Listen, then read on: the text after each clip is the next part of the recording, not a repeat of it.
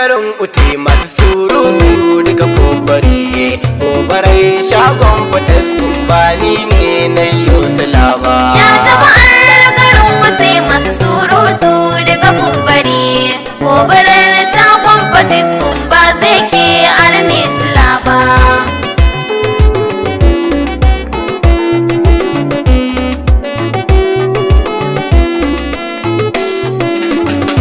Almudi alƙayyum Allah sarkin duka duniya, sarkin da ya yi mutum ya yi aljan duka gaba ɗaya.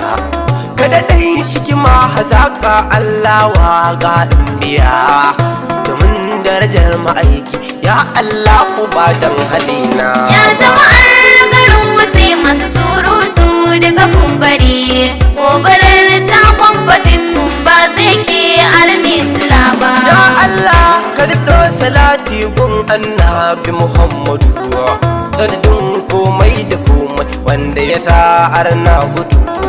Sa'alai da sabai jinin jiki na mujahidu, Allah samun waliyai zai ke arban warako.